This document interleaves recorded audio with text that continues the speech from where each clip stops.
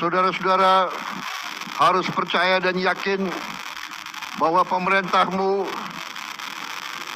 dengan segala kekuatan yang ada, kita bertekad untuk membantu mengatasi kesulitan. Presiden kami